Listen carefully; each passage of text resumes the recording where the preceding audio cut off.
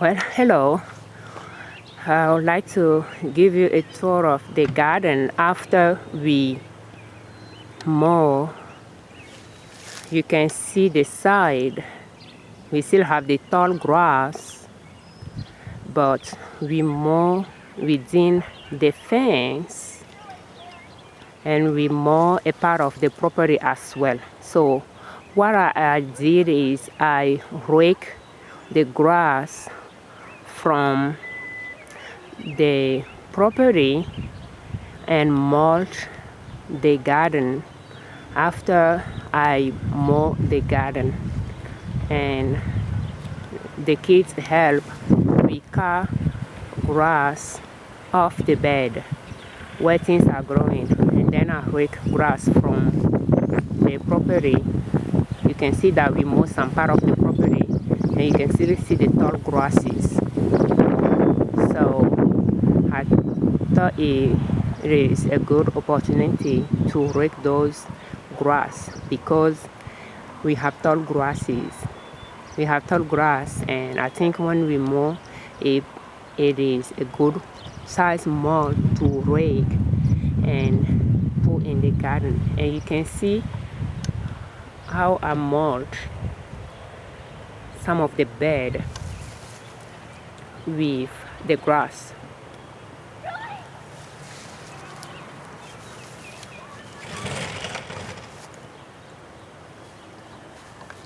And that's the horseradish growing with some Egyptian onion, and I mulch that bed. Pretty much the bed is made out of wood that we harvested from the property. There is some wood at the edge of the property, and we just pick up some pieces to mark some beds and plant it within. So I took some plants from home, and horseradish, a spice, is one of them. So we right next to that bed we have another bed here for Egyptian walking onion and rhubarb, and you can see that the rhubarb is doing very well. The one at home is doing well as well. Just seems like it is the year for rhubarb. And I was not able to harvest anything. We harvested dandelion, but I just dumped them back as a mulch. But we do have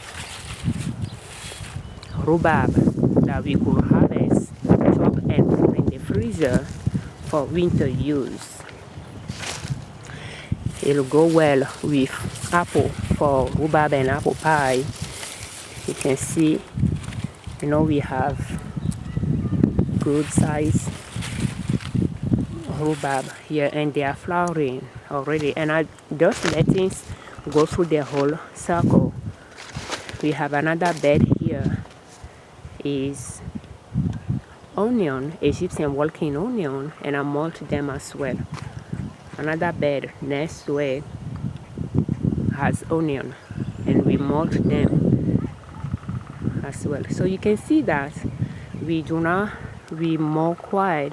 Inside you can see some grass at the edge of the fence because we have fence within fence, but you can still see grass at the edge of that fence. But we brought some buses, but we were not able to put them down.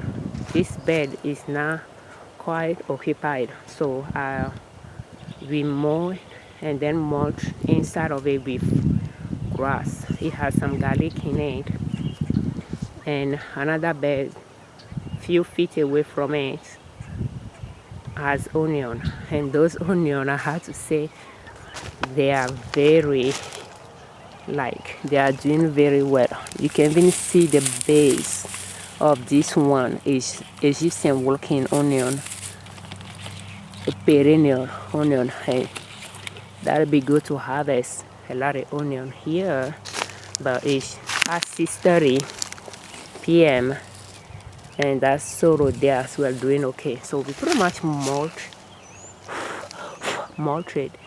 this bed, and that's the dandelion we harvested. They just wilted, and I just mulch the bed with it. But yeah, we have the other side of the garden. It has some garlic on that side of the garden all the way.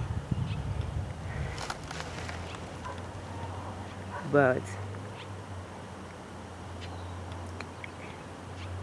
yeah, the garden so far has a lot of onion, rhubarb, and horseradish. I planted some sunchokes, no, artichokes, sunchokes. I think it's called sunchokes. It's a root you can use like potato type, like you can cook like potato. And they are in the garden as well. Not much,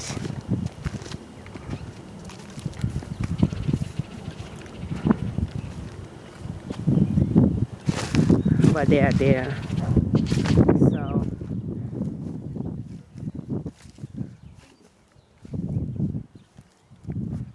we have we saw this one earlier, and that's the onion, and we have another rhubarb at the end. We have onion. I didn't really clean up that bed, so we still have um, wild plants and grass growing there. But and this bed, I didn't clean it up well either, and I didn't mulch it. But that's the sun trucks I was talking about. They are coming back. It'll have the root is what you eat. It grows some flower like sunflower, sunchokes. I think it has a name that I'm not remembering, but that's this one. Yeah, and those branches are from that. So that means if I dig here, I'll find them. But something is digging to eat them anyway. And whatever it is going to propagate them. So that's this one as well. Because if they don't eat it all, they will have those small um, roots all over in the ground, and they all will sprout. So we have onion here, and we have garlic in here as well. And this is garlic, been grown here for at least since 2019. So this is wild lettuce. I made a video a few days ago, and I'll show the one I have in the garden at home. It does not have spike at the back, but it has the spike at the edge of the leaf. Both are wild lettuce, but this one is known with the spike at the back of the stem, at the back of the leaf. It's known to be the one that is edible, like salad. You can see the spike. But the one without the spike at the back is known um, to be medicinal, to use like painkiller. And I have last year I saw this one in the garden at home, and I let it go to seed. So chances are it might come back this year. But I have a lot of the variety that has the spike at the edge of the leaves, both sides of the leaf, but a smooth stem at the back of the leaves. And that will be the medicinal one. But I have not done a lot of research on them, so I don't use them, but I just cut them to the ground so that they keep coming back, but they don't take over the bed they are growing on. So this is garlic coming back. So they stay in the ground and come back year after year. And this bed, yeah, I mulch a little bit, but we still have, things, grass in it. But because you have garlic, by trying to cut the grass, I have a feeling like I'm trying to um, cut some of the garlic leaves as well. So I didn't do a lot of cutting. We used some fence, some wire to pretty much fence the garden to prevent deer to jump in. But I think they have been jumping in because the fence has been bothered a little bit. And bunny can get in. But so far they have not been bothering things that I'm growing in the garden. So when you are trying to plant your garden, keep in mind bunny and deer, if you have them in your area, because they might damage some of the plants, but some of the plants you might grow, they may not care for them. So they don't seem to bother the Egyptian walking onion or sorrel or horseradish or rhubarb. But I have to say that deer can bother horseradish the first year. So when you are planting horseradish, you might want to keep in mind that the first year you will have to protect the plant until they roots, until they establish, before you take the protection off.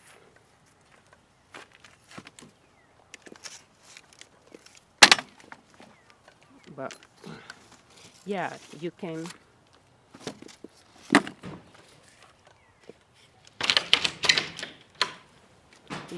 grow your own vegetables and herbs to replace some vegetables and spices that you don't have to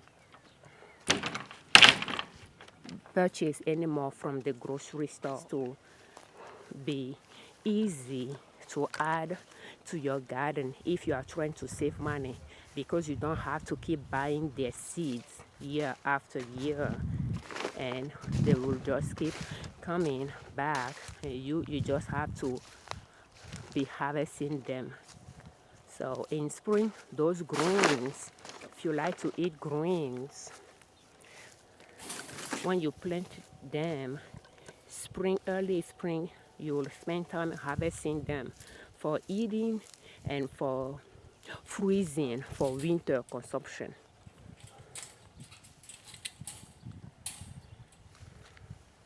So it's past 6:30 and we just need to put things away to get going. So thank you so much for your time. Thank you all that watch our videos. Thank you for all your comments. I'm Afiabi Liberman, creators of Liberman Consulting L.L.C YouTube channel and ninasoap.com, our blog.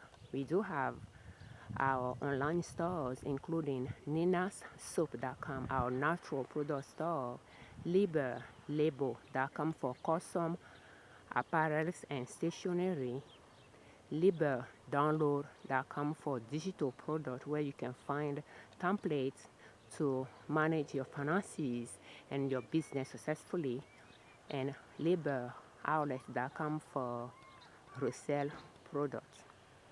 Thank you so much for your time.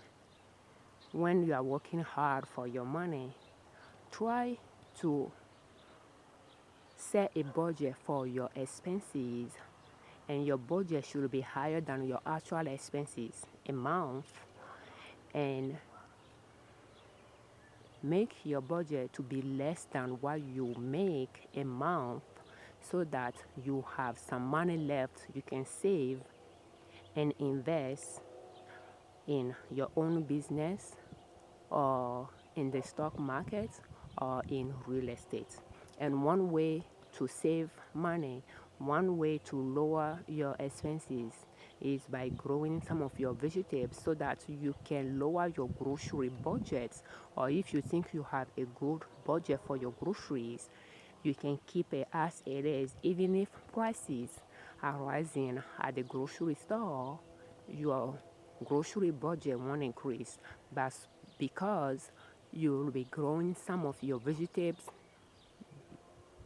yourself, and you don't have to purchase them anymore, and the saving from that, you'll be able to use it to purchase things you do not grow.